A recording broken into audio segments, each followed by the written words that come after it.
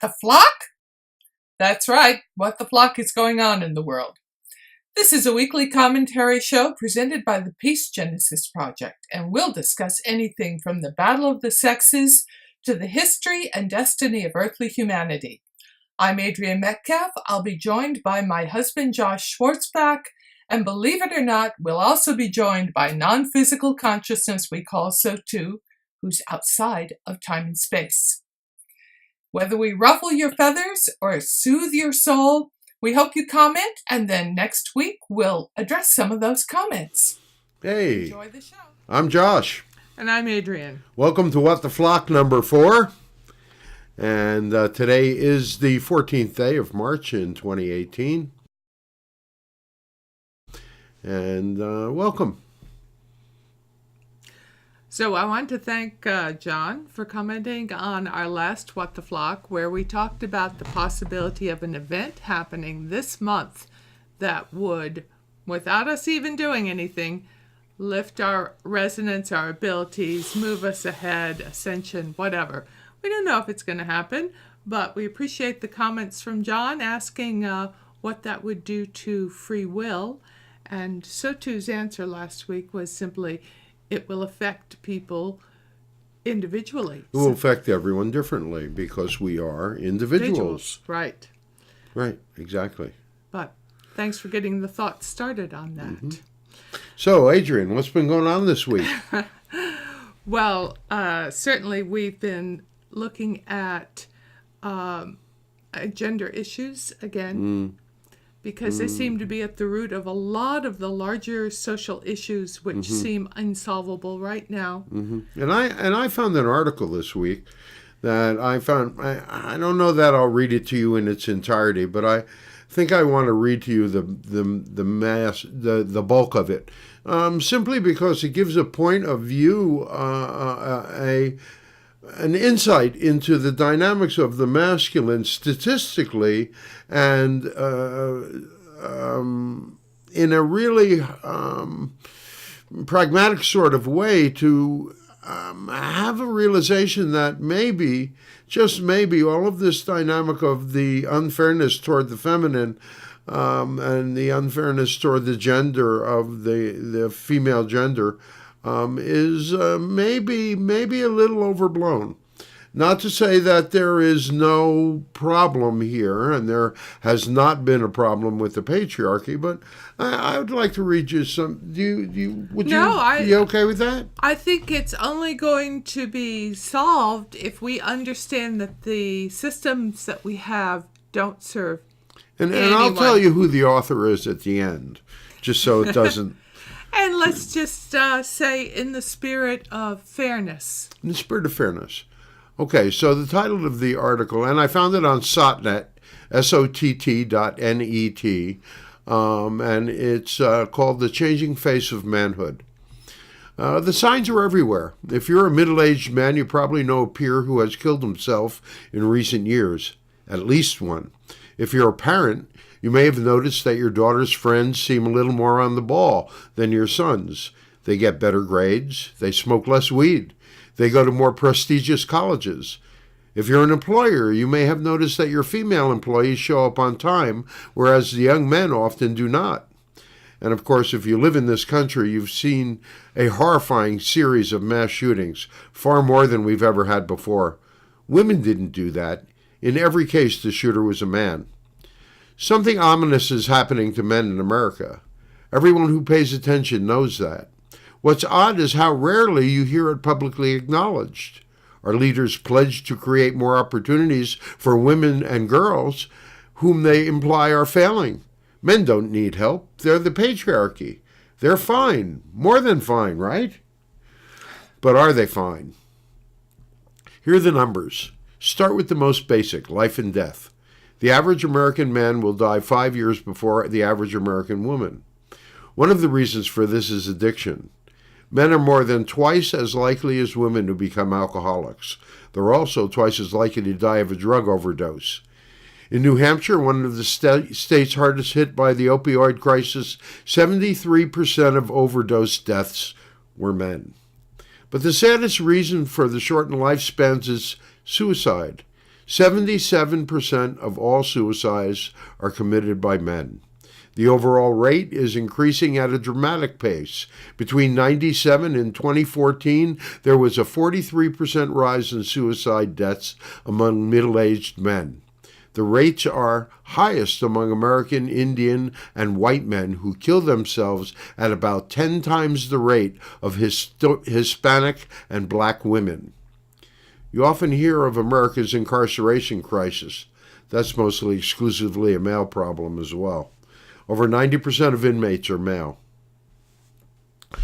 These problems are complex and they start young. Relative to girls, boys are failing in school. More girls are graduating high school. Considerably more go on to graduate college.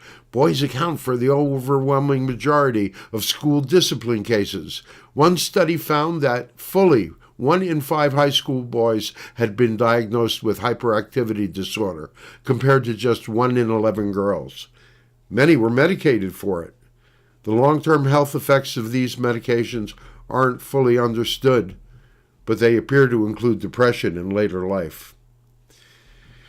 Well, we can go on. Women decisively outnumber men in graduate school. They earn the majority of doctoral degrees. They're now the majority of new enrollees in both law and medical school. For men, profound consequences of failing in school. Between 1979 and 2010, the working-age men with only a high school degree saw their hourly real wages drop 20%. Over the same period, high school-educated women saw their wages rise. The decline of the industrial economy has disproportionately hurt men. So here we have it. Whatever gender differences make up the public debate, the so-called wage gap dominates the conversation. A woman makes 77 cents for every dollar a man earns. That's the statistic that you'll hear. It's repeated everywhere. But that number compares all American men to all American women across all professions. No legitimate social scientist would consider that a valid measure. The number is both meaningless and intentionally misleading. It's a talking point. So men are also falling behind physically. The whole dynamic, the article talks about lower testosterone levels and lower sperm levels, that the reflections of what's going on in the world is reflecting in this sort of way. And even as women far outpace men in higher education, virtually every college campus supports a women's studies department whose core goal is to attack male power. Our politicians, our business leaders internalize and amplify that message. Men are privileged, women are oppressed. Hire and promote and reward accordingly. That'd be fine if it were true, but it's not true. At best, it's an outdated view of an America that no longer exists. At worst, it's a pernicious lie. Either way, ignoring the decline of men doesn't help anyone. Men and women need each other. One cannot exist without the other. That's elemental biology. But it's also the reality each of us has lived with our parents and our siblings and our friends. When men fail, all of us suffer. So, I'm sorry to take 6 minutes plus in reading that to you, but I think it's really meaningful to understand that there's two sides to every conversation. And that it's the system rather than men that are failing us as women. It is our system of beliefs, because it is clearly hurting and failing men too. If you want to, part of this conversation came up this week because we looked up International Women's Day, which was recently, and found, is there an International Men's Day? Well, that was the question, wasn't it? We were sitting here talking, I kept hearing International Women's Day, and I've never heard about an International Men's Day. I don't think it gets quite the press, but there is one on November 19th. It's been much more recent in its inception, and it's well worth the read of the homepage of the website, which I don't have offhand, but come on, it's International Men's Day. You can find it, and it's very clear about the purpose and the importance of celebrating the masculine. And we absolutely need each other. And we need each other to have compassion for each other. And Absolutely. be able to change the system. And I'll throw this one out again. It's that whole dynamic of emotional empathy. And emotional androgyny. Androgyny. Correct. Being able to have compassion. Being able to reach across that boundary and appreciate the other's position. Okay. So I'm curious. Mm-hmm. I love you, but I'm going to ask you to leave one. She does that all the time. Have you more noticed time. that? Seems like this is the fourth show, and each time she's asked me to leave. All right. I'll do that. Thank you. Well, you think it's because I'm a channel or something. All right. Here we go.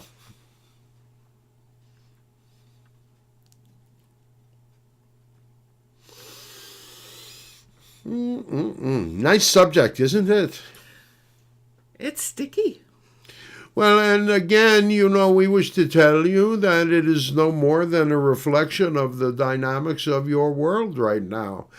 In each of the reflections that are happening, what are you being asked? You're being asked to consider the dynamics that are actually occurring with all of this dynamic of, from Harvey Weinstein all the way to Donald Trump to misogyny to sexism to all of those dynamics, everything, the anger, all of that has been pointed at the masculine.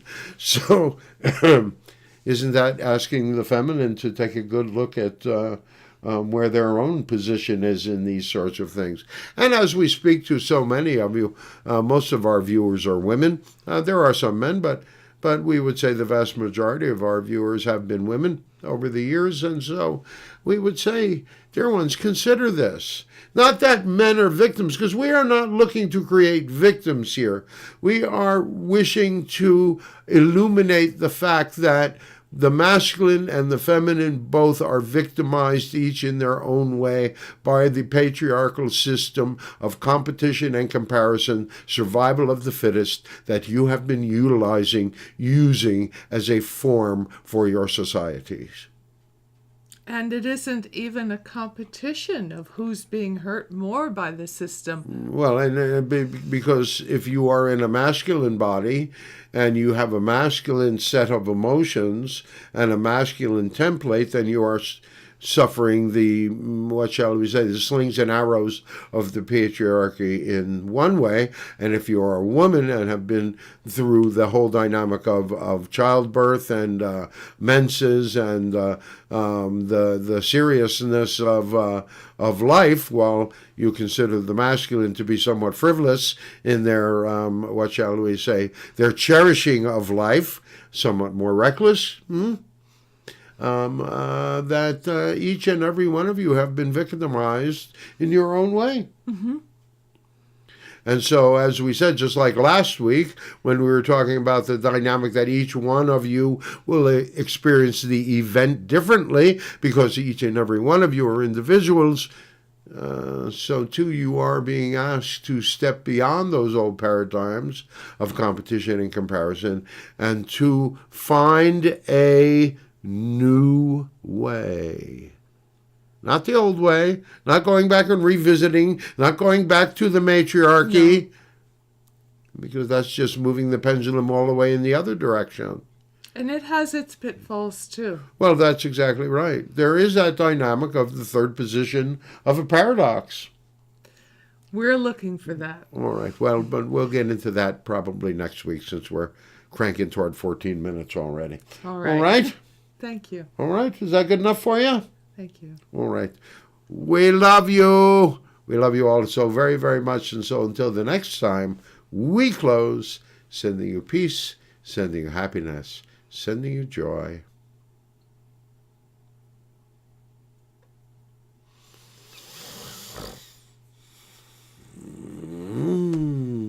Come see us next week. We love your comments. Thanks. Oh, P.S. This is written by Tucker Carlson. Of all people? I'm a dreamer, but I'm not. I hope someday